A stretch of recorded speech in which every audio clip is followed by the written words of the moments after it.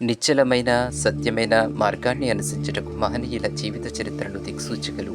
మిలేరేపా గారి జీవిత చరిత్రలో సంసారమనే సాగరంలో భారీ ప్రతికూల పరిస్థితులను ఎదుర్కొన్న యువకుడు ఒక విద్యార్థిగా, అభ్యాసకుడిగా, ఉపాధ్యాయుడిగా, కైలాస పర్వతం అధిరోహించిన యోగిగా విశిష్టతను తెలిపే కథనాలు ఆధ్యాత్మిక మార్గంలో ప్రయాణించే సాధకులకు విలువైన జ్ఞానాన్ని అందిస్తాయి.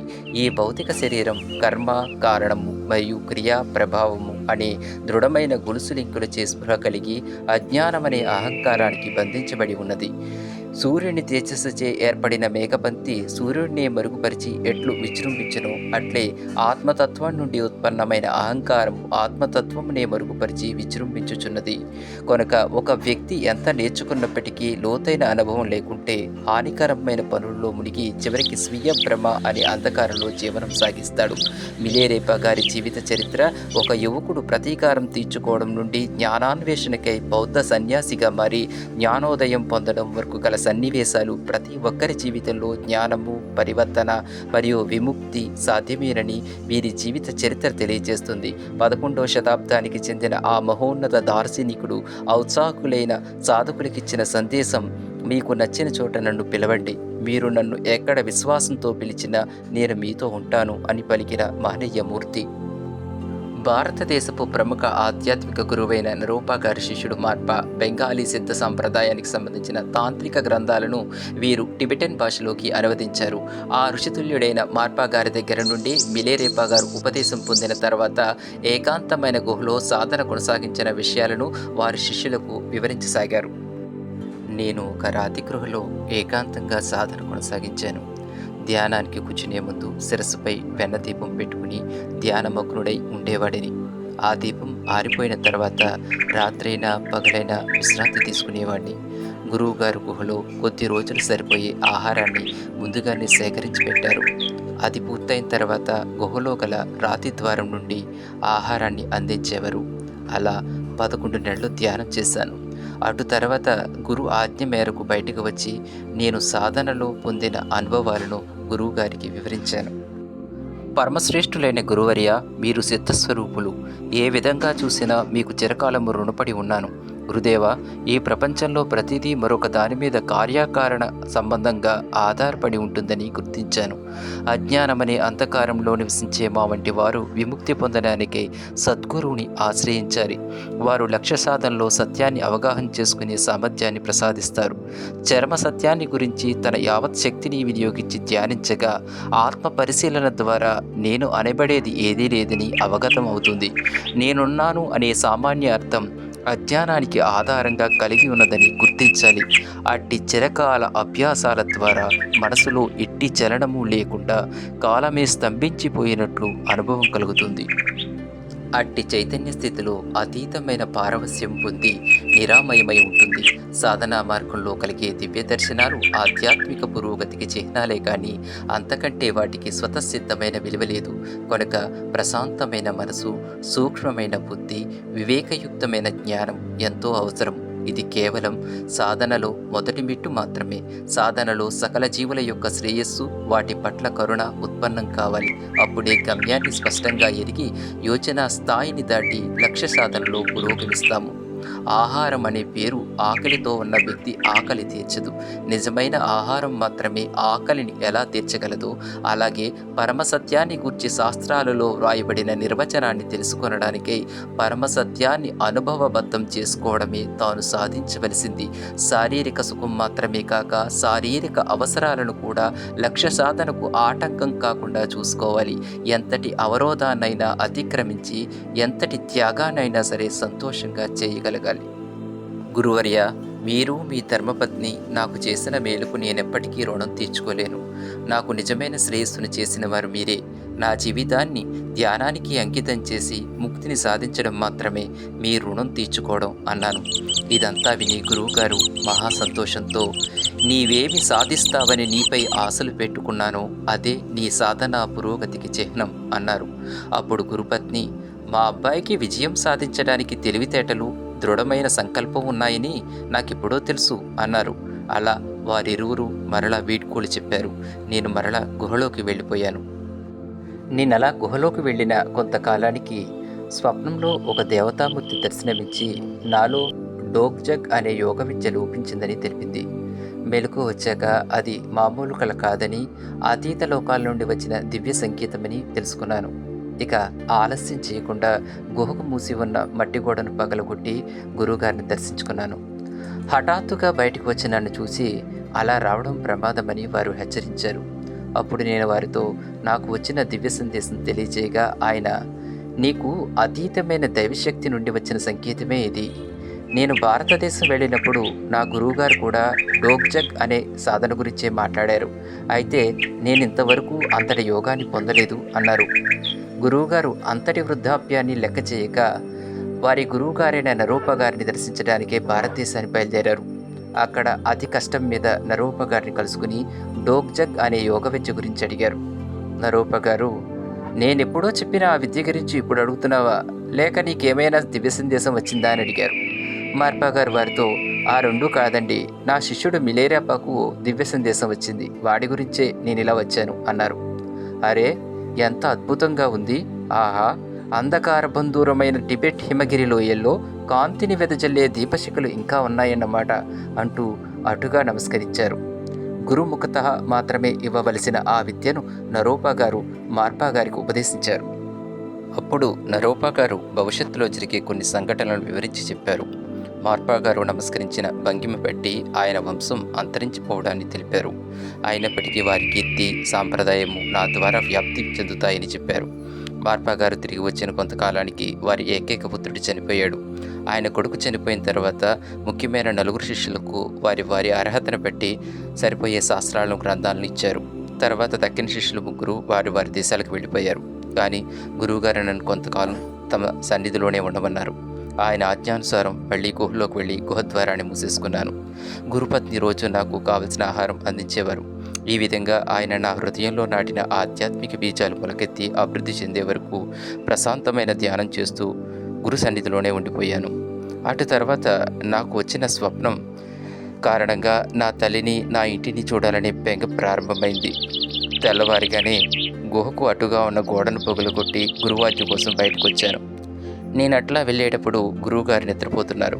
సరిగ్గా ఆయన కళ్ళు తెరిచే సమయానికి ఇంటి కప్పులో నుండి చిన్న రంధ్రం ద్వారా సూర్యరశ్మి ఆయన తల చుట్టూ కాంతి వలయంగా ఏర్పడింది. అదే సమయంలో గురుపత్ని అల్పాహారం తీసుకొచ్చారు. ఈ 3 ఒకే క్షణంలో జరగడంతో శుభసూచకంగా తోచింది. గురువుగారు లేచి నన్ను చూడడంతో పెద్దగా కేకవేస్తూ, ఇలా హఠాత్తుగా ఏకాంతం నుంచి రావడానికి నీకెన్ని గుండెలరా? ఇదంత ప్రమాదం నీకు తెలుసు కదా, ఈ క్షణమే గుహలోకి వెళ్ళు అన్నారు. కానీ నాకొచ్చిన స్వప్నం చెప్పి ఇంటికి వెళ్ళడానికి అనుమతి ఇవ్వండి అని ప్రాధేయపడ్డాను.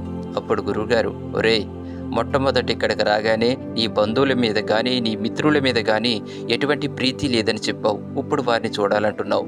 ఇప్పుడు నువ్వు ఇంటికి వెళ్ళినా సజీవంగా నీ తల్లిని చూసే అవకాశం లేదు. ఇక తక్కిన వారి సంగతి ఎవరికి తెలుసు? నువ్వు ఇక్కడికి వచ్చి చాలా కాలమైంది కదా, ఇంకా నువ్వు వారి దగ్గరికి వెళ్ళాలంటే అనుజ్ఞ ఇస్తాను. నువ్వు వచ్చేటప్పటికి నేను గాఢ నిద్రలో ఉండడం బట్టి ఈ జీవితంలో మనమిద్దరం కలుసుకోవడం జరగదు. అదే సమయంలో ఇంట్లోకి సూర్యరశ్మి పడడం నీ యశస్సు ఈ ప్రపంచమంతా జ్యోతిలాగా వెలుగుతుంది అని తెలుపుతుంది. అప్పుడే దామేమ ఆహారం తేవడం నీకు ఆధ్యాత్మికమైన ఆహారం, జీవించే సామర్థ్యం కలుగుతుందని తెలుపుతుంది అన్నారు. ఆ తర్వాత గురుపత్నితో పూజకు ఏర్పాటు చేయమని నాకు ఒక అతీతమైన దీక్షనిచ్చారు. అంతేకాకుండా గురుముఖత మాత్రమే ఇవ్వవలసిన ఉపదేశాన్ని వారు నాకు ఇచ్చారు. తర్వాత కొన్ని సూచనలు చెబుతూ ఆధ్యాత్మికంగా అర్హత కలవారికి ఉపదేశం బోధించాలని, ఇటువంటి విద్యలను లాభం కోసం కానీ బలవంతం మీద కానీ బయట పెట్టకూడదు, కానీ సహజంగా వాటిని సాధించగల శిష్యుడు లభిస్తే ప్రేమతో ఆదరించి వాడికి అది ప్రసాదించు. రాగల కాలంలో ప్రజల్లో ఆధ్యాత్మిక సామర్థ్యం క్షీణించిపోతుంది. నరోపా గారి గురువు తిలోపా గారు ఇచ్చిన కఠినమైన శిక్షణ కానీ, నరోపా గారు నాకు ఇచ్చిన శిక్షణ కానీ, నేను నీకు ఇచ్చిన శిక్షణ మరియు నీపై ప్రయోగించిన కఠిన మార్గాలు కానీ ముందు ముందు తరాల వారికి పనికిరావు. వాళ్ళలో అవగాహన శక్తి చాలా స్వల్పంగా ఉంటుంది. ఆధ్యాత్మిక సత్యాలను వివేకంతో అర్థం చేసుకోవడం వాళ్ళకు చాలా కష్టమవుతుంది.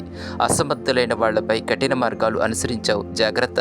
ఇలాంటి ఆధ్యాత్మిక మార్గాలు హిందూ దేశంలో 9 ఉన్నాయి. అందులో 4 నీకు ఇచ్చాను. తక్కిన 5 హిందూ దేశంలో ఎక్కడో ఉన్నాయి. నా గురువు గారైన నరూపా గారు నాకు ముఖతః చేసిన అత్యుత్తమమైన ఉపదేశాన్ని నా శిష్యులందరిలోనూ నీ ఒక్కడికే ఇచ్చాను. మళ్ళీ చెప్తున్నాను, ఇప్పుడు నీకిచ్చిన ఉపదేశాన్ని నేను మరెవ్వరికీ ఎప్పుడూ ఇవ్వలేదు అన్నారు. ఆ తర్వాత ఆయన తన చేతిని నా తలపై ఉంచి, ఒరేయ్, నువ్వు నన్ను విడిచి వెళుతుంటే నా గుండెలు బద్దలవుతున్నాయి. అయినా రక్తమాంసాలతో ఉన్న వస్తువులు ఏనాటికైనా అంతమొంతవలసిందే కదా అన్నారు. నేను కొన్ని రోజులు అక్కడ ఉండి ఇద్దరం కలిసి గ్రంథాలు పఠించాను. చివరి రోజు వారు పెద్ద విందు ఏర్పాటు చేశారు. ఆ వేడుక జరుగుతున్నంతసేపు గురువుగారు దివ్యమైన స్వరూపాలని మాకు దర్శనమిచ్చారు. అప్పుడు నాకు అర్థమైంది, ఈ శక్తులెంత భ్రాంతిమయమో అని. నాకు అర్థం అవ్వడం కోసం వారు శక్తులను ప్రదర్శించారు. అప్పుడు ఆయన, బాబు చూసావా, నీకు విశ్వాసం కలిగిందా అని అడిగారు. స్వామి, ఇంకా విశ్వాసం కలగకపోవడం అసాధ్యం. నేను మీ వలె తయారు కావడానికి నా సాయశక్తులా ప్రయత్నిస్తాను. ఇటువంటి శక్తుల్ని నేను పొందుతాను అన్నాను. మంచిది. ఈ లోకమంతా భ్రాంతిమయమైన సత్యాన్ని గ్రహించిన నీవు ఇక ఎటు వెళ్ళినా పర్వాలేదు. నిర్మానుష్య గృహంలో వెళ్ళు, యాత్రలు చెయ్యి. నీ జీవితమంతా ధ్యానానికి అంకితం చెయ్యి. అది తప్ప ఇతరంగా గల జీవితాశయాలను పరిత్యజించు. నిర్మానుష్య ప్రదేశాల్లో ధ్యానం చేస్తూ ఆ జీవితంతోనే తృప్తి చెందు. అప్పుడే నీ తల్లిదండ్రులమైన మేము నీపై చూపిన ప్రేమకు ఫలితం చెల్లించిన వాడివవుతావు. మా రుణం తీర్చుకున్న వాడివవుతావు. విశ్వంలో సర్వ జీవరాశులకు దివ్యమైన శ్రేయస్సు కలగడానికి దోహదం చేసిన వాడివవుతావు. ఎన్నడైనా భక్తి విశ్వాసాలు లోపిస్తే కర్మలు ఏర్పరచుకున్న వాడివవుతావు. జాగ్రత్త. లౌకికమైన ఆశలన్నీ విడిచిపెట్టు. లౌకికమైన లాభనష్టాలతో, ఆసక్తి గల జనాలతో, అనవసర చర్చలతోనూ మాటలతోనూ కాలం గడపొద్దు. నీ సమయమంతటిని సమర్థంగా ధ్యానానికి వినియోగించు అన్నారాయన. ఆ విధంగా నాకు చెబుతూనే ఆయన బాహాటంగా దుఃఖించడం మొదలుపెట్టారు. ఒరేయ్, ఇక మనం జీవితంలో కలవడం జరగదురా. అయినా నా గుర్తు నీ హృదయంలోనూ, నీ గుర్తు నా హృదయంలోనూ శాశ్వతంగా అలా ఉండిపోతుంది. మరలా మనం అతీతమైన లోకాల్లో మళ్ళీ కలుస్తాం. ఇప్పుడు నీకు భవిష్యత్తులో జరుగు మహాప్రమాదమైన స్థితి నా మనసుకు గోచరిస్తుంది. ఆ సమయంలో ఈ సందేశాన్ని చదువుకో. దాని నుండి నువ్వు సహాయాన్ని పొందుతావు. కానీ ఈ లోపల మాత్రం నువ్వు దానిని తెరవద్దు అంటూ చుట్టి సీలు వేయబడిన కాగితాన్ని నాకు ఇచ్చారు. ఆ రోజు రాత్రి గురువుగారు నాతో మాట్లాడాలన్నారు. ఆయన పడక మీద నేను పడుకున్నాను. కానీ నిజానికి మేము మాట్లాడుకున్నది లేదు, ఎడబాటు పొందుతున్నామనే బాధ తప్ప. అప్పుడే గురుపతి మాతో కలిసి పెద్దగా ఏడవడం మొదలెట్టింది. మరుసటి రోజు గురువుగారు భార్యను పిలిచి, దామేమా, రేపు మిలేరేప వెళ్ళిపోతున్నాడు, తగిన ఏర్పాట్లు చెయ్యి. నేను వాడితో కొండదాకా వెళ్ళి వీడ్కోలు చెప్తాను అన్నారు. తర్వాత రోజు నాతో పాటు 13 మంది బయలుదేరారు. అందరం కలిసి 4 మైళ్ళు నడిచి ఒక గుట్టపైకి చేరాం. అక్కడ అందరూ కలిసి చివరిసారిగా భోజనం చేశాం. తర్వాత గురువుగారు నా చేయి పట్టుకుని, నాయనా, దారిదోపిడి దొంగల నుండి నీకు రక్షణగా 2 ఉంటే బాగుంటుంది అనిపించింది. కానీ వీలు కలగలేదు. నీ భద్రత కోసం దేవతలను ప్రార్థిస్తున్నాను. జాగ్రత్తగా వెళ్ళు. గురుపత్ని నా కోసం బూట్లు, చెప్పులు, తినడానికి ఆహార పదార్థాలను కానుకగా ఇచ్చారు. తర్వాత ఆమె ఆసువుగా పాట పాడుతూ, ఆధ్యాత్మికంగా తల్లిదండ్రులమైన మమ్మల్ని ఎప్పుడూ మరవద్దు. జ్ఞాన సాధన చేసి జ్ఞానామృతాన్ని పావనం చెయ్యి. సర్వ జీవరాశులను ముక్తి వైపు తీసుకువెళ్లాలనే నా లక్ష్యాన్ని మరవద్దు అని దుఃఖించింది. వారిద్దరికీ ఆఖరిసారిగా నమస్కరించి ముందుకు సాగాను. ఆ విధంగా నడుస్తూ వెళ్ళి ఒక ఎత్తైన ప్రదేశం చేరి వెనకకు తిరిగి చూసేసరికి వారిద్దరూ ఇంకా అక్కడే నిల్చున్నారు. ఉన్న పళంగా వారిద్దరి వద్దకు వెళ్ళి శాశ్వతంగా వారి దగ్గరే ఉండిపోదామనిపించింది. కానీ ఆ భావాన్ని నాలోనే అణుచుకుని నన్ను నేను నచ్చ చెప్పుకుని ముందుకు సాగుతూ గోగ్డాన్ ఇంటికి చేరుకున్నాను. ఆయన సాంగత్యంలో శాస్త్రగ్రంథాలన్నీ పరిశీలిస్తూ కొంతకాలం ఉన్నాను. శాస్త్రాధ్యాయనం పూర్తయ్యాక గోగ్డాన్ గారికి నమస్కరించి ఎంతో కాలం ఎడబాసి ఉన్న మా ఇంటిని చూడాలని బయలుదేరాను. సామాన్యంగా కాలినడకన ఎన్నో వారాలు పట్టే ఆ ప్రయాణం ప్రాణాయామం వల్ల 3 రోజుల్లో పూర్తి చేశాను. మా ఊరిలో ఉన్న గొర్రెల కాపరులతో పరాయి దేశస్థుడిలాగా నటిస్తూ మా ఇంటిని చూపి, ఆ ఇల్లు ఎవరిది అని అడిగాను. అతడు నవ్వుతూ, ఇందులో దయ్యాలుంటున్నాయి అన్నాడు. ఎందుకని? ఆ ఇంట్లో వారు ఏమయ్యారు అని అడుగుగా మా కుటుంబ చరిత్ర చెప్పి, నా తల్లి చనిపోయిన సంగతి, నా సోదరి ముష్టి ఎత్తుకుంటూ ఇటో వెళ్ళిన సంగతి చెప్పాడు. ఆ తర్వాత నా సంగతి చెప్తూ, వాడు కూడా ఎప్పుడో చచ్చిపోయి ఉంటాడు. వాడి శక్తులంటే మాకు ఎంతో భయం. అందుకే వాడి ఇంటేపు చూడడానికి కూడా మాకు ధైర్యం చాలదు అంటూ వెళ్ళిపోయాడు. సరిగ్గా సూర్యాస్తమయం వరకు వీరొక చోట ఉండి చీకటి పడగానే మా ఇంటిలోనికి వెళ్ళాను. ఆ వెన్నెల రాత్రుల్లోనికి వెళ్ళగా ఒకప్పుడు వైభవోపేతంగా ఉన్న మా భవనం శిథిలమై ఉన్నది. ఇంటి మధ్యలో నా చేతులకు ఎముకలు తగిలాయి. అదే మా అమ్మ తాలూకు మిగిలిన ఆస్తి అని అర్థమైంది. ఆమె జ్ఞాపకాలు గుర్తుకొచ్చి తీవ్రమైన వేదనలో స్పృహ తప్పిపోయినంత పనయింది. ఆ వేదనతో ఆ ఎముకలన్నీని మూటగట్టి పక్కనే దాచిపెట్టి ఉన్న నా పుస్తకాలను కూడా తీసుకుని వేరొక గ్రామంలో ఉన్న మా ఇంటి పూజారిని వెతుక్కుంటూ బయలుదేరాను. ఆ గ్రామంలో పూజారి గారు కొంతకాలం క్రితమే చనిపోయారని తెలిసి వారి కుమారుని కలుసుకుని మా అమ్మ అస్థికలను వారి సహాయంతో సమాధి చేశాను. అందుకు ప్రతిఫలంగా నా పుస్తకాలు అతనికి ఇవ్వగా అతను భయపడ్డాడు. తర్వాత స్వీకరించాడు. అతనితో నా జీవితంలో నేను పడ్డ శారీరక మానసిక కష్టాలను చెప్పిగా ఆశ్చర్యపోయి వారింటిలో ఒకరోజు ఉండమని ప్రార్థించాడు. నా కథ విన్న పూజారి భార్య నేను వెళ్ళేటప్పుడు కొంత పిండి వెన్న ఇస్తూ ధ్యానం చేసుకునేటప్పుడు మమ్మల్ని గుర్తించుకోమని ప్రార్థించింది. నేను వారికి వీడ్కోలు చెప్పి మా ఇంటి సమీపంలో గల ఎత్తైన గుట్టపై కొంతకాలం సాధన కొనసాగించాను. ఆమె ఇచ్చిన ఆహారం రోజు మితంగా భుజించడం వల్ల అది కొన్ని రోజులు సరిపడింది. చివరికి నా శరీరం బలహీనమై భిక్ష కోసం ఊరిలోనికి వెళ్ళక తప్పలేదు. నేను భిక్ష పాత్ర తీసుకుని మొదటిగా ఒక కుటీరం ముందు నిలబడి తొంగి చూశాను. విధి నిర్ణయం ఎంత విచిత్రమైందో కదా. సరిగ్గా అది మా పిన్న తల్లి ఇల్లు.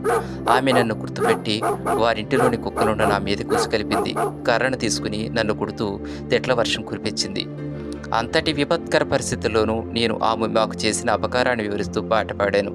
ఆ పాట విన్న ఆ ఇంటి పని మనిషి కన్నీరు కాచింది. చివరికి పిన్ని మనసు కూడా కరిగి పని మనిషి ద్వారా కొంత పిండి పంపింది. చుట్టుపక్కల వారు నన్ను చూస్తుండగా ఆ భిక్షను తీసుకుని తిరిగి గుహకు చేరాను. ఆమె వైఖరి తెలియడంతో ఇక అడ్డుగా వెళ్ళకూడదని నిశ్చయించుకున్నాను. కానీ నా పినతండ్రి ఆమెతో వేరుగా ఉంటున్నాడని తెలియక వేరొక రోజు ఆ ఇంటికి వెళ్ళాను. ఆయనను చూస్తూనే చుట్టుపక్కల వారిని కొలుస్తూ మన ఊరిని నాశనం చేసినవాడు వచ్చాడ్రా అంటూ నన్ను రాళ్లతో కొడుతూ నా మీదకి వచ్చారు. దానితో వారంతా కలిసి నాకు ఏకీలు కాకీలు వేచేస్తారేమోనన్న భయంతో గురువుగారిని తలుచుకుని ప్రార్థించాను. నన్ను తరుముతున్న వారంతా నిలబడిపోయారు. వారంతా నా శక్తుల గురించి తెలిసి ప్రాణభయం పట్టుకుంది. వారు మా చిన్నాన్నను కూడా అడ్డుకున్నారు. పైగా అమిత భయంతో కొంత భిక్ష కూడా ఇచ్చారు. నేను గుహకు తిరిగి వచ్చి ఇక్కడి నుండి వేరే ప్రాంతానికి వెళ్ళడం మంచిది అనుకున్న సమయంలో నాకు ఒక స్వప్నం వచ్చి మరికొద్ది రోజులు ఆ గుహలోనే ఉండాలని సందేశం వచ్చింది.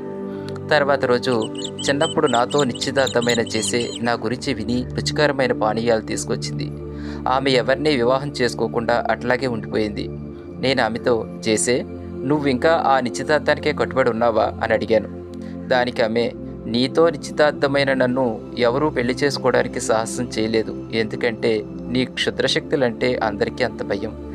ఎవరైనా ధైర్యం చేసి పెళ్లి చేసుకుంటానని అన్నా నేను ఒప్పుకునేదాన్ని కాదు. కానీ నువ్వు మాత్రం మంచి పని చేసావు.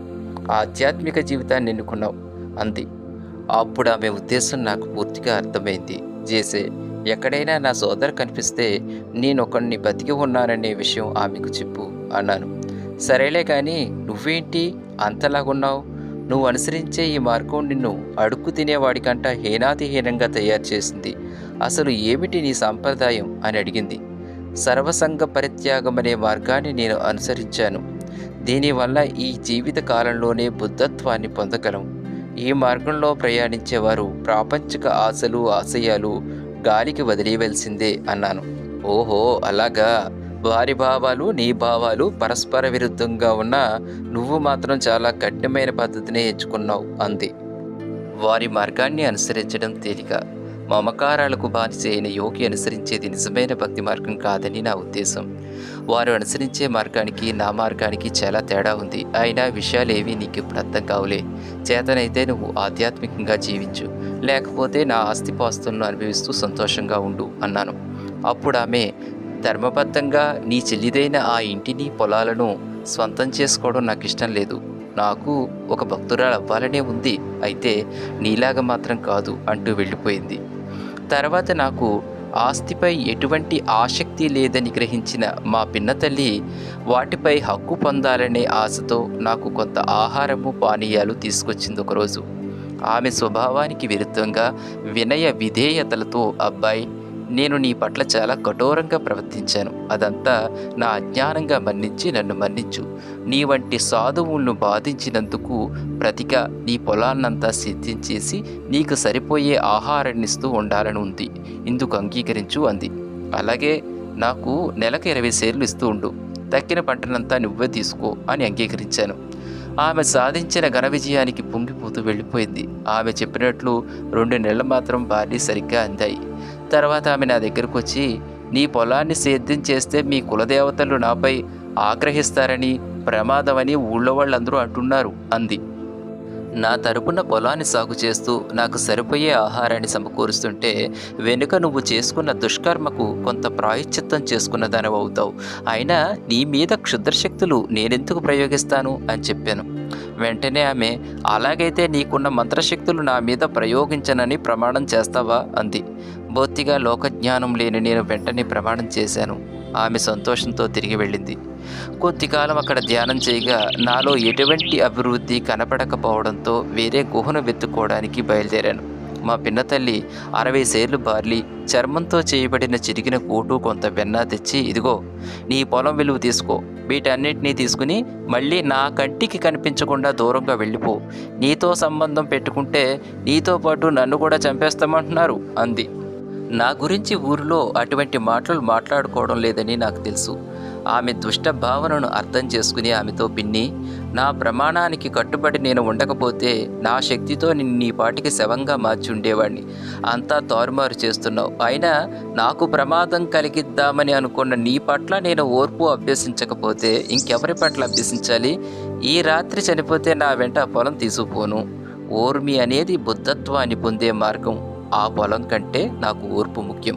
నిజం చెప్పాలంటే నువ్వు చిన్నాన్నే నా ఈ ఆధ్యాత్మిక జీవితానికి ప్రధాన కారకులు కనుక నీవు నా పొలాన్ని తీసుకున్నావు కదా, ఇల్లు కూడా తీసుకో అని చెప్పాను. నిజమైన సాధకుడంటే నీలాగే ఉండాలయ్యా అంటూ ఆనందంతో వెళ్ళిపోయింది. ఆమె ప్రవర్తన నాకెంతో కోపం తెప్పించింది. తర్వాత ఆ పొలం మీద ఉండే అధికారం అనే బంధం తెగిపోయినందుకు నాకు చాలా సంతోషం కలిగింది. అక్కడ నుండి బయలుదేరి ఒక నిర్మానుష ప్రదేశంలో కూర్చుని ఒక నిశ్చయానికి వచ్చాను. నేను పొందవలసిన స్థితి పొందే వరకు నరసంచారం ఉన్న ప్రాంతాలకు పోకూడదని, ఒకవేళ నా ప్రమాణం నేను ఉల్లంఘించినట్లయితే తక్షణమే చచ్చిపోవాలని నిశ్చయించుకున్నాను. సాధన మొదట్లో నా శరీరం సహకరించకపోయినా అతీత శక్తుల అనుగ్రహ బలంచే నాలో యోగాగ్ని ప్రజ్వరిల్లింది.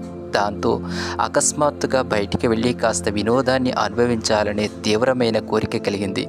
సకాలంలో నేను చేసుకున్న ప్రమాణం గుర్తుకు రావడంతో గురు అనుగ్రహ బలంచే నన్ను నేను నిగ్రహించుకున్నాను. సత్యాన్వేషణలో నిమగ్నమైన వాడి మనసు తిరిగి ప్రాపంచిక జీవితాన్ని అనుభవించాలనే ఆలోచన రావడం ఎంత ప్రమాదకరమో జ్ఞాపకం చేసుకుని వరుసగా 3 సంవత్సరాలు అదే ధ్యానాన్ని కొనసాగించాను.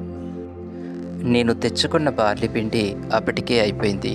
చూడబోతే బుద్ధత్వం పొందకుంటే ఆహారం లేక ప్రాణం పోయేటట్లు అనిపించింది. అయినా సత్యాన్వేషణ ప్రయత్నంలో ప్రాణం పోయినా మంచిదేనని నన్ను నేను ప్రబోధించుకున్నాను. అప్పుడే నాకు ఒక ఆలోచన వచ్చింది.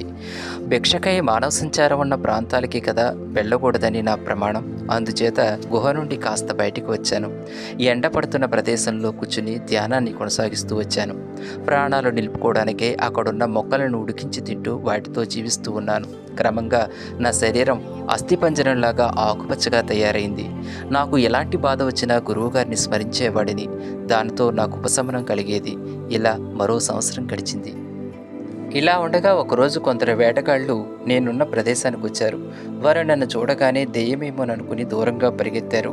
అప్పుడు నేను వారితో, నేను మీలాంటి మానవుణ్ణే, ఒక సాధకుణ్ణి అని ధైర్యం చెప్పాను. వాళ్ళు నా వింతైన ఆకారాన్ని చూసి, నువ్వు ఒక మనిషి వలే లేవే అంటూ కొంతసేపు బరకాయించి చూశారు. కొందరు ఆహారం కొరకై గుహంతా కలిగి చూసి, నీ దగ్గర ఏమైనా ఆహారం ఉంటే కొంచెం మాకు పెట్టు, బదులుగా నీకు డబ్బిచ్చిపోతాం, నువ్వేం పెట్టకపోతే నిన్నిక్కడే చంపేస్తామన్నారు. ఇక్కడ చుట్టూ మలిచిన ఈ మొక్కలు తప్ప నా దగ్గర ఇంకేమీ లేవు. ఒకవేళ ఉన్నా మీలాంటి మొరటగా మాట్లాడే వారికి అసలు ఇవ్వను అని చెప్పాను. దాంతో ఒకడు ఆగ్రహించి అమాంతం నన్ను పైకెత్తి కింద పడేస్తూ, మేము నిన్నేమైనా దోచుకున్నామా? నిన్ను కించపరిస్తే మాకేం వస్తుంది అన్నాడు. నేను వ్యంగ్యంగా, మీకేమైనా పుణ్యం వస్తుందేమో అన్నాను. దాంతో వాడికి కోపం వచ్చి మళ్ళీ అమాంతం పైకెత్తి కింద పడేశాడు. కుసించిపోయిన నా దేహం చాలా బాధకు గురైంది.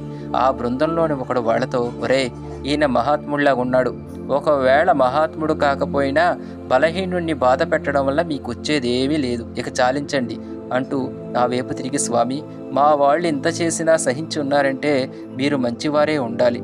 నేను మీకు ఏ ఆపద కలిగించలేదు కనుక మీరు ప్రార్థించే సమయంలో దయతో నన్ను గుర్తించుకోండి అన్నాడు. తక్కిన వారు కూడా దీన్ని ఆసరాగా తీసుకుని, మమ్మల్ని కూడా గుర్తుపెట్టుకోండి అయ్యా, మిమ్మల్ని చాలాసార్లు పైకి కిందికి పడేశాం కదా, అందుకని మమ్మల్ని కూడా బాగా గుర్తుపెట్టుకో అంటూ పగలబడి నవ్వుతూ వెళ్ళిపోయారు. ఇలా మరికొంతకాలం గడిచాక కొందరు వేటగాళ్ళు వచ్చారు. నేను గుహలో నుండి తొంగి చూడగా వారిలో ఒకడు నన్ను చూసి, ఒరేయ్ దయ్యం రోయ్ అంటూ కేకలు వేశాడు. మిగతా వారు కూడా భయపడటంతో నేను బయటకు వచ్చి, నేను దయ్యాన్ని కాదు, మనిషిని, ఒక ఆశ్రమవాసిని అన్నాను. వాళ్ళు ఆశ్చర్యంతో వేటాడి తెచ్చిన మాంసంలో ఎక్కువ భాగం నాకే ఇచ్చి, ఇలా ఇంత తీవ్ర వైరాగ్యంలో ఉంటూ సర్వసంగ పరిత్యాగం చేయడం చాలా గొప్ప విషయం. మేము చంపిన ప్రాణుల పాపం మాకు తగలకుండా మా కోసం ప్రార్థించండి అయ్యా అని కోరుతూ వెళ్ళిపోయారు.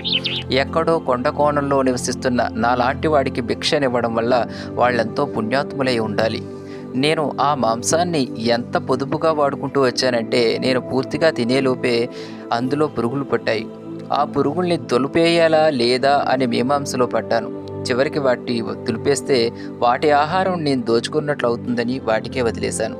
1 సంవత్సరం గడిచాక మరొక వేటగుంపు వచ్చింది. వాళ్ళు గుహ ముందు నుండి పోతూ ధ్యానంలో ఉన్న నన్ను చూసి నేను మనిషినో కాదో అని నిర్ణయించుటకు విల్లు కర్రలు పెట్టి నన్ను పొడిచారు. నా శరీర ఆకృతి చూసి ఈ ఆకారం ఏమై ఉంటుంది అని వారిలో వారు చర్చించుకుంటూ ఉండగా నేను నోరు విప్పి, మనిషినేలేండి అన్నాను. అవునా, అయితే కొంత ఆహారం అరువుగా ఇవ్వు, దానికి ప్రతిగా చాలా ఆహారం తెచ్చిస్తామన్నారు. మీరు తినదగిన ఆహారం ఏది నా దగ్గర లేదు, కావాలంటే ఆ కలుపు మొక్కలను ఉడికించి తినండి అన్నాను. వాళ్ళు అలాగే ఆ మొక్కలను ఉడకబెట్టి తింటూ, నువ్వెట్లా ఎందుకయ్యావో మాకు అర్థమైంది, ఇవే తింటూ వీటినే దుస్తులుగా ధరిస్తూ ఉంటే నువ్వు ఎట్లా ఉండక ఎట్లా ఉంటావు, నిజంగా నువ్వు మానవాకృతిలో కూడా లేవు, ఇంత దుస్థితిలో ఉన్న నిన్ను చూస్తే మహా దయనీయంగా ఉంది అన్నారు. మీరు నడుస్తున్న జీవితంలో మీకేమీ లోపం కనిపించకపోతే కనీసం నా మీద జాలిపడ్డం మానండి అంటూ ఒక తత్వం పాడాను. అది విన్నవారు, నీ కంఠం ఎంత మధురంగా ఉందో, ఏమైనా ఇలాంటి దుస్థితిలో మేము జీవించలేం అంటూ వాళ్ళంతా వెళ్ళిపోయారు. నేను పాడిన ఆ తత్వాన్ని వారు గుర్తుపెట్టుకుని ఒక పండుగ రోజు ఊరిలో వేడుక చేసుకునే చోట తిరిగి పాడారు. అనుకోకుండా అక్కడే బిచ్చమెత్తుకుంటున్న నా సోదరి పేట, ఆ పాట ఎవరో బుద్ధత్వం పొందిన వారు రాసి ఉండాలి అంది. ఆ మాటకు వాళ్ళు పగలబడి నవ్వుతూ, ఆ పాట కట్టింది నీ సోదరుడా, అలా పొగుడుతున్నావు, వాడు బుద్ధుడో అవునో కాదో గాని తిండి లేక కుసించిపోయాడు అని పరిహసించారు. ఇంత బాధ కలిగించే విషయం నాకు చెప్పి నువ్వెలా నవ్వగలుగుతున్నావయ్యా, ఇన్ని కష్టాలలో ఉన్న మాలాంటి వారిని చూసి నీకు నవ్వెలా వచ్చింది అంటూ బోరున ఏడ్చింది. సరిగ్గా అదే సమయానికి చేసి అక్కడికి వచ్చి, వారంతా పరిహసిస్తున్నది నిన్ను కాదు పేట, నీ సోదరుణ్ణి. కొంతకాలం క్రితం నేను తోపగాను చూశాను, కావాలంటే నువ్వు ఆ గుహ దగ్గరికి వెళ్ళి చూసిరా, ఉంటే మనమిద్దరం కలిసి మళ్ళీ వెళ్దాం అని ఊరడించింది. పేటాకు చేసే మాటలపై నమ్మకం కలిగి ఒకరోజు సంచి నిండుగా పిండి తాగడానికి బీరు పట్టుకునొచ్చింది. గుహ బయట ఆకుపచ్చని ఆకారంలో ఉన్న నన్ను చూసి భయపడిపోయింది. తర్వాత ధైర్యం తెచ్చుకుని, నువ్వు మనిషివా దెయ్యానివా అని అడిగింది. నేను మిలాతోపాను అని చెప్పడంతో అమాంతం నా మీద పడి బోరున ఏడ్చింది. అన్నా, నిన్ను చూడాలని తప్పిస్తూనే అమ్మ చనిపోయింది. అంత పెద్దింటిలో నేనొక్కతినే ఉండలేక, జీవనోపాధి లేక దూర ప్రాంతాలకు వెళ్ళి భిక్షాటనం చేసుకుంటూ ఉన్నాను. ఇప్పుడు నిన్ను ఇంత హీనమైన స్థితిలో చూసినందుకు నాకేమీ ఆశ్చర్యం కలగటం లేదు. మన దురదృష్టం ఎక్కడికి పోయినా మనల్ని వెంటాడుతూనే ఉంటుంది అని ఏడుస్తూ కుమిలిపోయింది. ఆమెను ఊరడించడానికే ఒక తత్వం పాడాను. అతీత జ్ఞానాన్ని పొందడానికై లౌకిక సుఖాలను త్యజించి ముక్తి పొందాలనే నా కోరికను వ్యక్తపరిచాను. ఆమె నా పాట విని, నువ్వు చెప్పిందంతా సత్యమే, కానీ ఇన్ని బాధలు పడుతూ తపస్సు చేస్తున్న వాళ్లను నేనెవ్వరిని చూడలేదు. నీ మార్గమే సరైందైతే వాళ్ళందరూ నీ మార్గం అనుసరించరా అంటూ తాను తెచ్చినవి ఇచ్చి వెళ్ళిపోయింది. ఆమె తెచ్చిన ఆహారం బీరు తీసుకోగానే నా శరీరంలో నూతన ఉత్తేజం పైకి వచ్చింది. కానీ కొంత సమయానికి నా మనస్సు అదుపు తప్పింది. మరొకసారి లౌకిక సుఖాలను చవిచూస్తే బాగుండునని తీవ్రమైన పరితాపం కలిగింది. ఆ కోరికను అణుచుకునేసరికి నాకు శారీరకంగా తీవ్రమైన బాధ కలిగింది. ఆ సమయంలో ఎంత ప్రయత్నించినా ధ్యానంలో మనసు పెట్టలేకపోయేవాడిని. మరికొన్ని రోజులు గడిచిన తర్వాత పేట జేసీని వెంట పెట్టుకుని చక్కగా వండిన మాంసాన్ని, పెన్నను, కొంత బీరు తీసుకుని వచ్చింది. సరిగ్గా అప్పుడే నీళ్లు తాగడానికై నేను వెళ్తుండగా వారిరువురు నగ్నంగా ఉన్న నన్ను చూసి సిగ్గుపడ్డారు. నా దారిద్ర్యాన్ని చూసి వాళ్లకు కంటి నుండి నీళ్లు వచ్చాయి. అన్నా, ఎలా చూసినా నువ్వు మామూలు మానవ మాతృల్లా కనిపించడం లేదు. ఏ పని చెయ్యకపోయినా కనీసం భిక్ష అయినా చేసుకోవాలి. నీ శరీరాన్ని కప్పుకోవడానికి ఒక గుడ్డను ఎక్కడైనా అడిగి తెచ్చిపెడతాను అంది. జేసే కూడా అవునవును, నువ్వు భిక్ష చేసుకోవలసిందే అని అర్థిస్తూ నేను కూడా కొంచెం గుడ్డ పేలికలేమైనా ఉంటే తీసుకొస్తానులే అంది. మృత్యువు ఏ క్షణాన్నైనా కంబళిస్తుందన్న సత్యం నా మనసుకు బాగా నాటుకుంది. కనుక భిక్షకు వెళ్ళడం వల్ల ఖర్చయ్యే కాలాన్ని వృధా చేసుకోవడం అనవసరం. ఒకవేళ నేను చనిపోయినా సత్యమైన జ్ఞానాన్ని యత్నిస్తూనే మరణిస్తాను. పండుగలు దీక్షలు పేరిట విలువైన గుడ్డలు వేసుకుని రకరకాల పిండి వంటలు తింటూ మధురమైన పానీయాలు తాగుతూ అదంతా మతమని ఆధ్యాత్మికమని వ్యామోహం కల వారిని చూసి భ్రాంతి చెందకండి. కారణం వీటన్నిటి కోసం హృదయంలో కల భక్తిని వేయపరచుకోవలసి వస్తుంది. అహంకారాన్ని పూర్తిగా క్షయం చేయడమే నిజమైన సాధన. అదే సత్యమైన మార్గం. కనుక మీరు నా వద్దకు రానువద్దు, ఆ గుడ్డలు తేనువద్దు. భిక్ష చేసుకోమని ఈరిచ్చిన సలహాను కించిత్ కూడా పాటించను అని చెప్పాను. నేను ఏకాంతవాసంలో ఎంత తృప్తిగా ఉన్నానో తత్వరూపంలో వారికి పాడి వినిపించాను. అప్పుడు ఆ పాట విని చేసేలా అంది. నువ్వు తత్వాలలో ఏ పరిస్థితిని బోధిస్తున్నావో దానిని యథాతథంగా పాటిస్తున్నావయ్యా. నిన్ను చూసి ఆశ్చర్యపడకుండా ఎవరూ ఉండలేరు అంది. అప్పుడు పేట, అన్నా, నువ్విలా నగ్నంగా ఉండడం నేను చూడలేను. ఇలా నువ్వు పస్తులుండడం కూడా నేను చూడలేను, భరించలేను. నేను తెస్తానన్న గుడ్డ ముక్కల కోసం నా సాయశక్తిలా ప్రయత్నించి తప్పక తీసుకొస్తాను. చాలినంత గుడ్డ, తగినంత ఆహారం ఉన్నంత మాత్రాన నీ భక్తి సాధన ఏమీ నశించిపోవులే. నేను చెప్పినట్లు విను. నువ్వు భిక్షకు వెళ్లకుండా ఉంటే నువ్వు కోరుకున్న రీతిని తప్పకుండా చనిపోతావు. నీ నిర్ణయం కూడా అదే. కనుక నీ నా గుడ్డ తెచ్చే లోపల నువ్వు మరణించకుండా ఉంటే దాన్ని నీకు అందిస్తానులే అంటూ వాళ్ళిద్దరూ వెళ్ళిపోయారు. నా దురదృష్టం వల్ల వారు తెచ్చిన ఆ పౌష్టికాహారం తీసుకునేసరికి నా శరీరంలో బాధలు పెరిగి లౌకికమైన సుఖాల పట్ల వాంఛ పెరిగింది. వాటిని నిగ్రహించుకోవడం నాకు చాలా కష్టమైంది. అయినా నా మనసులో ఎంత సంచలనం వచ్చిందంటే ఇక ధ్యానం చేయడం నా వల్ల కాలేదు. అటువంటి విషమ పరిస్థితిలో గురువుగారిచ్చిన కాగితాన్ని తెరిచి చూశాను. అందులో నాకున్న సమస్యకు పరిష్కారం ఉంది. ఆ మానసిక పరిస్థితికి ఏ విధంగా చికిత్స చేసుకోవాలో వివరించి ఉంది. నాకు ప్రమాదంగా ఉన్న ఆ పరిస్థితిని నా ధ్యానానికి సహాయకారిగా ఎలా మార్చుకోవాలో అందులో రాసి ఉంది. సాధనలో ఒక స్థాయి దాటిన తర్వాత పుష్టికరమైన ఆహారం తీసుకోవాలని, అది తీసుకోకపోవడం వల్ల నేనింత బాధపడడానికి కారణమని వ్రాసి ఉంది. నేను చేసిన తీవ్రమైన సాధన నా శరీరతత్వాన్ని పూర్తిగా మార్చేసిందని, ఆ వచ్చిన మార్పు సక్రమమైన రీతిని పూర్తిగా రాకుండా ఉండడానికి కారణం సరైన ఆహారం లేకపోవడమేనని కూడా అందులో రాసి ఉంది. పేటా తీసుకొచ్చిన బీరు తాగడంతో నా శరీరంలోనూ మనసులోనూ ఆందోళనకరమైన మార్పులన్నీ ఎలా జరిగాయో అప్పుడు నాకు బాగా అవగాహన అయింది.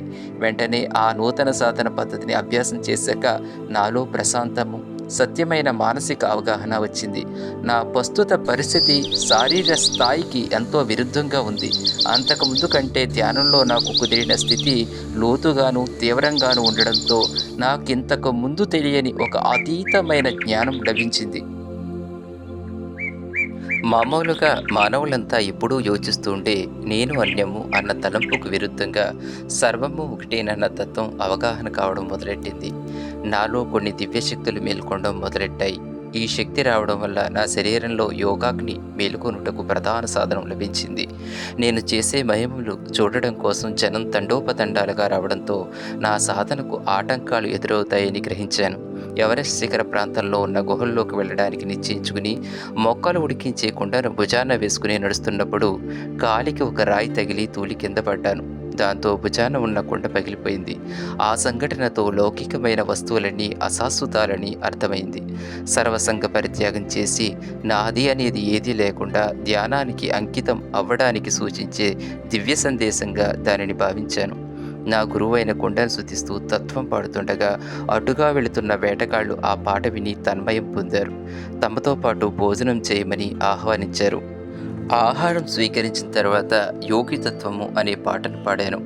ఈ శరీరం అనే దేవాలయంలో హృదయం అనే పూజాపీఠం దగ్గర మనస్సు అనే గుర్రం చింతులు తొక్కుతూ ఉంటుంది. దానికి నిశ్చిత బుద్ధి అనే కళ్ళెం వేసి అదుపు చేయాలి. దానిని ధ్యానం అనే గుంజకు కట్టివేసి గురుబోధనే ఆహారం వేయాలి. నిత్య చైతన్యం అనే నీరు తాగించాలి. అప్పుడు ఆ గుర్రం విశాలమైన నిరాకార తత్వం వైపు పరుగుడుతూ బుద్ధత్వం అనే లక్ష్యం చేరుకుంటుంది అని పాడాను.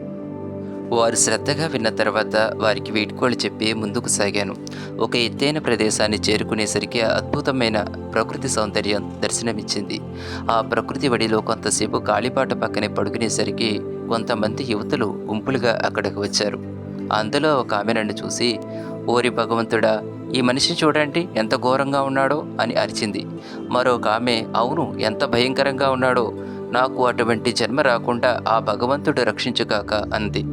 తాము ఉన్న స్థితిని గురించి అవగాహన లేకుండా వారెంత దీనస్థితిలో ఉన్నారో అని తోచి వారితో, "అమ్మా, ఇప్పుడు మీరు చింతపడాల్సిన అవసరం లేదు. మరో 100 ఏళ్ళు మీరు ప్రాకులాడినా నాలాగా జన్మించే ప్రమాదం మీకెప్పుడు రాదు. నాలాగా పుట్టాలన్నా మీరు పుట్టలేరు. ఇతరుల గురించి జాలిపడడం మంచి లక్షణం. అయితే ఇతరుల కంటే తామెంతో గొప్ప స్థితిలో ఉన్నామనే అహంకారంతో కూడిన జాలి మాత్రం పనికిరాదు. ఎందుకంటే ఈ 2 భావాలు పరస్పర విరుద్ధాలు కనుక మీ జాలి మాత్రం అజ్ఞానం మీద ఆధారపడి ఉంది" అంటూ ఒక తత్వం పాడాను. తర్వాత నా పేరు చెప్పడంతో అక్కడున్న వాళ్ళలో ఒకరు, "అయ్యో, ఖ్యాతి వహించిన యోగి బిలారేప ఈయన" అంటూ క్షమాపణ వేడుకున్నారు. తర్వాత వారిచ్చిన దక్షిణను అంగీకరించి వారిని ఆశీర్వదించాను. అక్కడి నుండి మంచి వెలుగుల కల కోట అనే ప్రఖ్యాతిగాంచిన కైలాస పర్వతం దగ్గర ఉన్న ఒక గుహను చేరుకుని కొన్ని నెలలు తీవ్రమైన ధ్యానాన్ని కొనసాగించాను. ఆధ్యాత్మికంగా ఎంతో పురోగమించాను. కొంతకాలం గడిచిన తర్వాత నాకు బోస్ మత ప్రబోధకుడైన నారో బోన్చుక్ మధ్య భీకరమైన మాతృక మాయాజాల యుద్ధం జరిగింది. ఆ యుద్ధంలో ఎవరూ నిర్ణయాత్మకంగా విజయం సాధించలేకపోవడంతో చివరికి కైలాస పర్వత శిఖరాగ్రాన్ని ఎవరైతే ముందుగా చేరుతారో వారే విజేత అనే ఒప్పందం కుదిరింది. ఆ పోటీలో నారో బోన్చుంగ్ మాయాడంకా మీద కూర్చుని పర్వత శిఖరం ఎత్తుకు వెళుతున్నాడు. నేను మాత్రం సావధానంగా కూర్చుని ధ్యానం చేయడాన్ని చూసి వారి అనూహ్యులు నిశ్చేష్టులయ్యారు. నారో బోన్చుంగ్ దాదాపు శిఖరాగ్రానికి చేరుకుపోతుండగా నేను హఠాత్తుగా సూర్యకిరణాలపై ప్రయాణం చేసి అతని కంటే ముందే శిఖరాగ్రాన్ని చేరి పోటీలో గెలిచాను. గుప్పెడి మంచును దగ్గరలో ఉన్న పర్వతాగ్రాలపై చల్లి బోన్స్కు దత్తం చేశాను. అప్పటి నుండి దాన్ని బోన్రీగా పిలువబడుతూ ఉంది. ఆ ప్రాంతంలో ఉన్న వన్యజనులంతా నాకు సరిపడా ఆహార పానీయాలు సరఫరా చేస్తున్నారు. కానీ క్రమంగా నా ఖ్యాతి చుట్టుపక్కల ప్రాంతాలకు వ్యాప్తి చెందడంతో మళ్ళీ సాధనకు అంతరాయం కలుగుతుందని గ్రహించి ఎవరెస్ట్ శిఖరం వైపుకు బయలుదేరాను. సరిగ్గా బయలుదేరే సమయానికి పేట అంతకు ముందున్న గుహల వద్ద నా గురించి వెతుకుతూ అటుగా వచ్చింది. ఒక తొప్పడి ముక్కను తీసుకొచ్చి, "అన్నా, నువ్వు ఎంతకాలం ఆహారం లేకుండా మాడుతూ నగ్నంగా ఉంటావు? ఈ తొప్పటి ముక్కను మొలకు చుట్టుకో. నేను నీ దగ్గరకు వస్తున్నప్పుడు పేరుగాంచిన పీఠాధిపతిని చూశాను. నువ్వు అతని దగ్గరికి వెళ్ళి శిష్యుడిగా ఉండడానికి ప్రయత్నం చెయ్యి. అతను ఎప్పుడూ ఎత్తైన పీఠంపై కూర్చుని బీరు తాగుతూ చుట్టూ ఎంతోమంది శిష్యులతో ఉంటాడు. అక్కడకు వెళితే నీ పరిస్థితి కొంచెం మెరుగ్గా ఉంటుంది. నువ్వు ఏం చెయ్యకపోతే ఇలాగే చచ్చిపోతాం" అంటూ భావోద్రేకాన్ని తట్టుకోలేక ఏడ్చింది.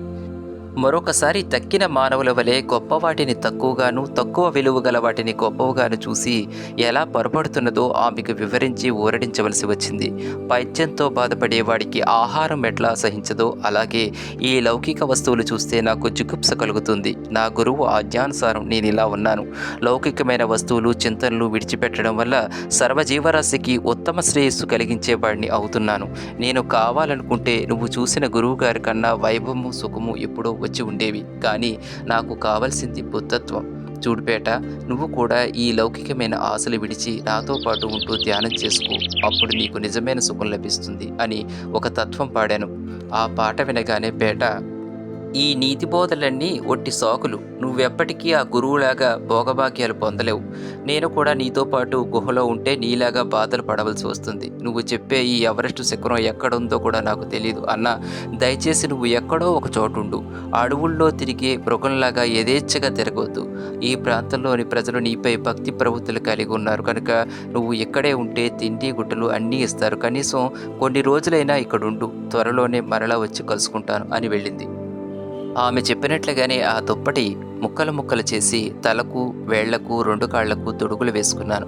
ఆ తర్వాత ఏ మర్మేంద్రియమైతే నా సోదరి చూసి సిగ్గుపడిందో దానికి మరొక తొడుగు వేసుకున్నాను. కొద్ది రోజుల తర్వాత ఆమె తిరిగి వచ్చి నేను కష్టపడి చేసిన పనిని చూసి తీవ్రమైన కోపంతో, అన్నా, నువ్వు మానవులందరికంటే హీనంగా ప్రవర్తిస్తున్నావు. అందరికంటే సిగ్గులేని వాడివిలా తయారయ్యావు. నేనింత శ్రమపడి తెచ్చిన దానిని ఎందుకు పనికి రాకుండా చేశావు?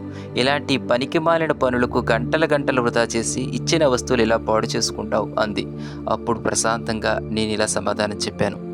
లౌకికమైన మనుషులు ఎక్కడ లజ్జకు స్థానం లేదో అక్కడ లజ్జను చూస్తారు. కానీ ఏ పనులైతే అసలు లజ్జాకరమో అటువంటి చెడ్డ పనులు చేసేటప్పుడు మాత్రం సిగ్గుపడరు. కనుక ఏది లజ్జాకరమో కాదో అనే విషయంలో వారికి సరైన అభిప్రాయం లేదు అని చెప్పాను.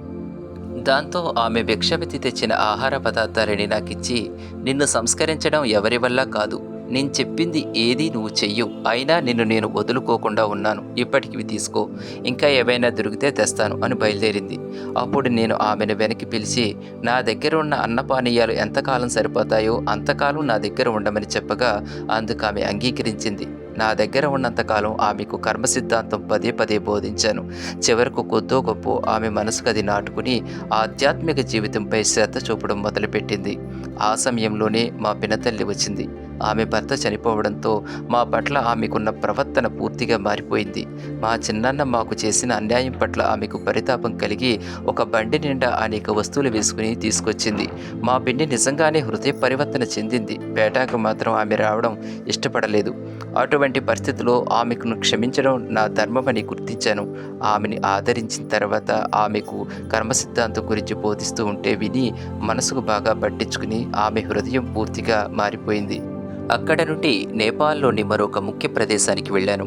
ఆ ప్రాంతంలో నాకు అవసరమైన పదార్థాలు సమృద్ధిగా దొరకగా అక్కడ ఉంటూ ధ్యానం కొనసాగించాను. ఇలా ధ్యానం చేయగా ధ్యానము, ధ్యాత, ధ్యేయము 3 ఎలా కలిసిపోయాయంటే ఇప్పుడు నాకు అసలు ధ్యానం చేయడం అంటే ఏంటో తెలియకుండా పోయింది. అసలు నవ్వదగినది ఏమైనా ఉంటే అది చివరకు నేను విజయం సాధించడమే.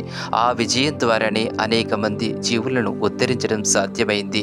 ఆ విజయం వల్ల నేను ఇలా బౌద్ధ మతానికి సేవ చేసుకునే భాగ్యం కలిగింది అంటూ మిలేరేపా గారు వారి జీవితంలోని సంఘటనలను తెలియచేశారు. యానం అనే గుహలో కొంతమంది శిష్యులతో కలిసి ఉంటుండగా భారతదేశం నుండి మహాయోగి అయిన ధర్మబోధి వచ్చి వారిని కలుసుకుని నమస్కరించారు. ఆ వార్త అన్ని వైపులా వ్యాప్తి చెందడంతో ఆ ప్రాంతంలో మిలేరేపా గారిపై భక్తి గౌరవాలు మరింత పెరిగిపోయాయి. కానీ ఆ ప్రాంతంలో పేరు మోసిన మరొక గురువులకు అసూయ రేకెత్తించడానికి ఆ ఖ్యాతి కారణమైంది. బ్రిస్ అనే ప్రాంతంలో సాకు అనే మహాపండితుడు ఉండేవాడు. పాండిత్యంలో అపార ప్రజ్ఞ కలిగిన అతనికి ఆ ప్రాంతపు ప్రజలు గేష్ అనే బిరుదిచ్చారు. క్రమంగా ఆ ప్రాంతంలో మిలేరేపా గారి ఖ్యాతి వ్యాప్తి చెందడంతో గేష్ హృదయం అసూయతో నిండిపోయింది. మిలేరేపా గారిని 10 మంది ఎదుట శాస్త్ర పాండిత్యంలో ఓడించి చులకన చేయాలని కోరిక అతనికి బలంగా ఉండేది. ఒక వివాహ కార్యక్రమానికి వెళ్ళిన మిలేరేపా గారికి అక్కడి వారి ఉన్నతాసనం ఇచ్చారు. ఆ తర్వాత స్థానం గేష్కి ఇవ్వబడింది. గేష్ మిలేరేపా గారి మీద ఎంతో గౌరవం ఉన్నవాళ్లా నటిస్తూ సాష్టాంగ నమస్కారం చేశాడు. అయితే మిలేరేపా గారు అతనికి సాష్టాంగ నమస్కారం చేయకపోవడంతో పట్టరాని కోపం వచ్చింది. తన పాండిత్యంతో వారిని ఓడించడానికై తన దగ్గర ఉన్న పుస్తకాలను తీసి, మిలేరేపా గారు, దయచేసి ఈ గ్రంథాన్ని నాతో పాటు చదువుతూ అందులోని అర్థం కాని విషయాలు వివరించి చెప్పగలరా అన్నాడు. అప్పుడు మిలేరేపా గారు, ఈ గ్రంథాన్ని అర్థం కావాలంటే మామూలు వ్యాకరణ గ్రంథాలు నీకు దొరుకుతాయి. అందులో వెతుకుతుంటే నీకు అర్థాలు లభిస్తాయి అని గేష్కు సమాధానం ఇచ్చారు. గేష్ వెంటనే, అయ్యా, మీ వంటి యోగి ఈ రకమైన మాటలు చెప్పడం సరైన పాండిత్యం అనిపించుకోదు. మీకు వీటన్నిటిలో పాండిత్యం ఉందనుకుని ఇందాక నీకు నేను నమస్కరించాను అన్నాడు. వెంటనే అక్కడ ఉన్న అతిథులు, ప్రత్యేకించి గేష్ శిష్యులు కూడా గేష్ మీద కోపం వచ్చింది. అందరూ ముక్తకంఠంతో, గేష్ గారు, మీరు బాగా చదువుకున్న వారైతే కావచ్చు. మీ వంటి వారు ప్రపంచంలో ఎంతమంది కలిసినా మిలేరేపా గారి ఒంటి మీద ఉన్న వెంట్రుకకు సాటిరారు. మిమ్మల్ని ఉన్నతాసనం మీద కూర్చోబెట్టినా మీకు తృప్తి కలగలేదు. కనీసం మీరు చేసే వడ్డీ వ్యాపారం ద్వారా వచ్చే డబ్బును చూసుకునైనా తృప్తి పడండి. ఆధ్యాత్మిక పరిమళం ఈషన్ మాత్రమైనా మీకు సోకలేదు, ఇక ఊరుకోండి అన్నారు. అలా అందరూ ఒక్కసారిగా మాట్లాడేసరికి గేష్ మూతి ముడుచుకుని పక్కకు తప్పుకున్నాడు.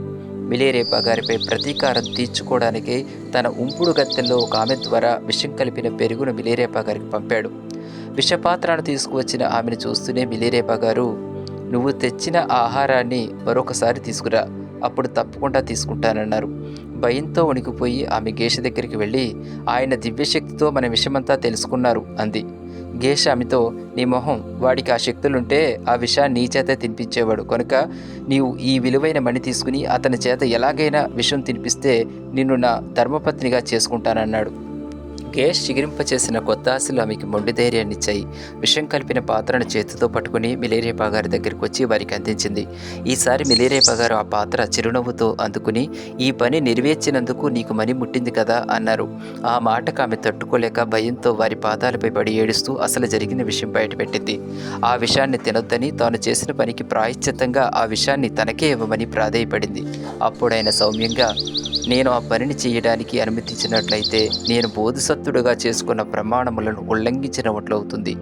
నేను ఈ ప్రపంచం వదిలి ఇతర లోకాలకు వెళ్ళే సమయం ఆసన్నమవుతుంది. నువ్విచ్చిన ఈ విషయాన్ని నా మీద ఏదో పెద్ద ప్రమాదం ఉందనుకోకు. మొదటిసారిగా వచ్చినప్పుడు నేనెందుకు నిరాకరించానో తెలుసా? నేనప్పుడే ఆ విషయాన్ని స్వీకరించుంటే లంచంగా అయినా సరే ఆ మణి నీకు లభించేది కాదు. ఆ మణి నీకు లభించేటట్లు చేయడానికే నేనిప్పుడు తీసుకోలేదు. ఇప్పుడు గేష్ తృప్తి కలిగి నీకిచ్చిన మణిని వెనక్కి తీసుకోకుండా ఉంటాడని, అలాంటి వాళ్ళు నువ్వు అసలు నమ్మొద్దు. ఇక ముందు దుఃఖాలను తెచ్చిపెట్టే పాపాలు చేయకుండా ఉండు అన్నారు. అదంతా విని ఆమె మౌనంగా వెనుకకు తిరిగి వెళ్ళి జరిగిన విషయాన్నంతా గేష్కి వివరంగా చెప్పింది. ఆమె చెప్పిందంతా విని, అతను విషం తిన్నాడు, అంతే చాలు నాకు. నువ్వు ఈ విషయం ఎక్కడా ఎత్తకుండా నోరు మూసుకుని పడుండు. ఏం జరుగుతుందో ఇక చూద్దాం అన్నాడు.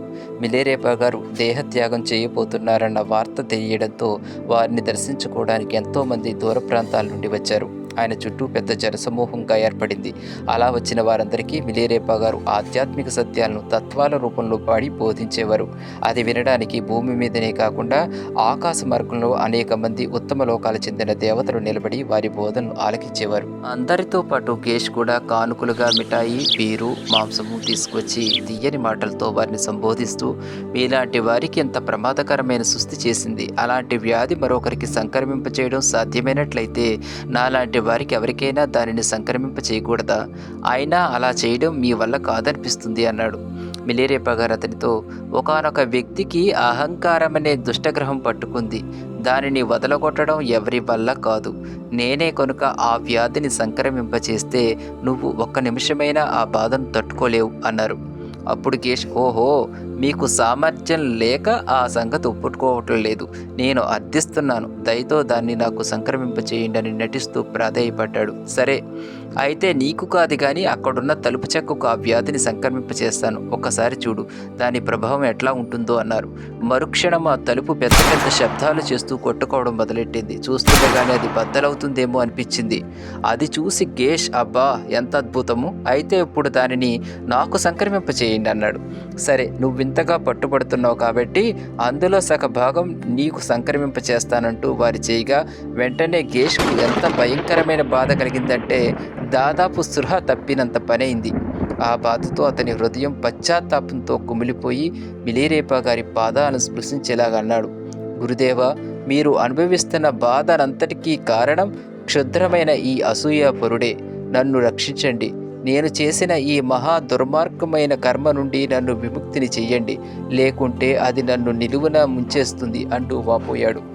హృదయ పరివర్తన చెందిన గేష్ను మిలేరియపా గారు క్షమించారు. మిలేరియపా గారు అక్కడున్న వారితో, శరీరంతో నేను ఇక్కడ ఉన్నందువల్ల పాపంతో రాటు తేలిన ఒక వ్యక్తి హృదయ పరివర్తన చెందాడు.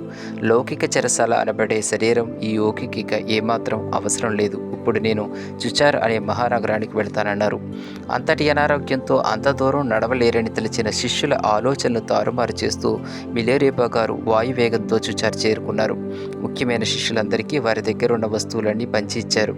మిగతా శిష్యులందరికీ నూలి పంచెలు చిన్న చిన్న ముక్కలు చేసి అందరికీ పంచుతూ, లౌకికంగా చూస్తే ఇవి ఎందుకు పనికిరానివి, విలువలేనివి, కానీ వాటితో నా ఆశీస్సులు ఎప్పుడూ ఉంటాయి.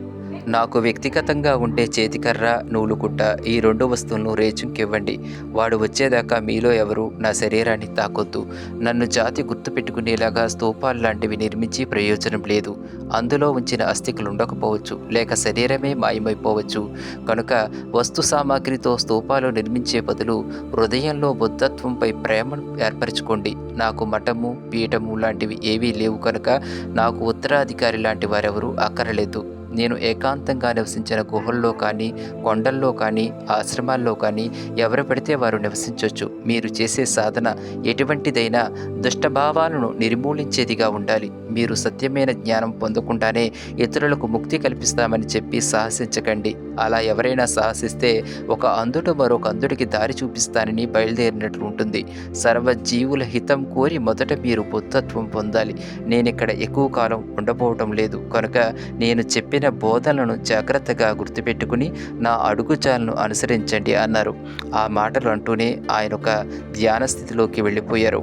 84 సంవత్సరాల వయసులో 1135వ సంవత్సరం జనవరి మాసంలో ఆయన మహాసమాధి చెందారు. రేచంగ్ వచ్చే వరకు శిష్యులు ప్రార్థనలో మునిగిపోయారు. ఎలా ఉండగా రోజురోజుకు మిలేరేపా గారి శరీర పరిమాణం తగ్గుతూ దివ్యమైన పరిమళం వెదజల్లుతుంది. వారి దివ్య శరీరం చుట్టూ కాంతిపుంజం అలుముకుంది. చివరకు రేచంగ్ సమీపానికి వచ్చేసరికి మిగతా శిష్యులంతా రేచంగ్ వచ్చి జాడే లేదు. ఇలా చూస్తూ ఉంటే దహనం చేయడానికి అసలు శరీరమే మిగలదని భావించి ఏకగ్రీవంగా దహనక్రియలు చేయడం మేలని తలిచారు. మిలేరేపా గారి దివ్య శరీరాన్ని చితి మీద పెట్టి అగ్ని సంస్కారం చేయగా నిప్పంటుకోలేదు.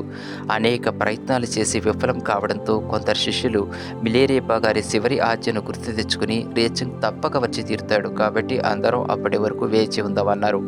అందరూ అనుకున్నట్లుగానే చివరికి రేచంగ్ వచ్చి మిలేరేపా గారి దివ్యదేహం దగ్గరికి వెళుతుంటే కొంతమంది యువ శిష్యులు అడ్డగించారు. వారి చర్యల పట్ల రేచంగ్ తీవ్రమైన మనోవేదనకు గురయ్యారు. అప్పుడు రేచంగ్ మిలేరేపా గారిని ప్రార్థిస్తూ ప్రియంబ శిష్యుడైన నాకు మరొకసారి ముఖారవిందం చూసే అవకాశం ఇప్పించమని అర్థించాడు. సరిగ్గా అప్పుడే చితి అంతా అగ్ని ప్రజ్వరిల్లి తీవ్రంగా జ్వాలలు పైకి చెలరేగాయి. అదే సమయంలో ముఖ్యమైన ఇద్దరు శిష్యులు రేచంగును గుర్తించి దగ్గరికి వెళ్ళి స్వాగతం పలికారు. మండుతున్న మంటల మధ్యనే మిలేరేపా గారు శరీరంతో లేచి కూర్చుని మాట్లాడరారంభించారు. యువకులైన శిష్యులారా, మీరిలా ప్రవర్తించవద్దు. 100 పెద్ద పులుల కంటే ఒక సింహం ఎంతో మేలైంది. మీ వంటి 100 శిష్యుల కంటే సింహం వంటి ఒక శిష్యుడు చాలు. రేచంగ్ అటువంటి సింహం కాబట్టి వాడిని నా దగ్గరకు రానియండి. ఓ రేచంగ్, నువ్వు ఇలా తొందరపడవద్దు. నీ తండ్రినైనా నా చెంతకొచ్చేయి అన్నారు. అది చూసి అందరూ ఆనంద పారవస్యం పొందారు. అగ్ని జ్వాలలు పద్మంలాగా విచ్చుకుని మిలేరేపా గారికి ఆసనంలాగా ఏర్పడ్డాయి. రేచంగ్ ఆనంద బాష్పాలు రాలుస్తూ ముందుకు దూకి మిలేరేపా గారి పాదాలు పట్టుకున్నాడు. ఈ విధంగా మిలేరేపా గారి దివ్య చరిత్ర ఆధ్యాత్మిక మార్గంలో ప్రయాణించే సాధకులకు మార్గదర్శిగా నిలిచింది. ఎవరైతే సర్వజీవరాశి శ్రేయస్సు కోసం జీవించారో అటువంటి మహనీయులు సదా అమృత స్వరూపులు, దేశ కాలాతీతులు, ప్రాతస్మరణీయులు.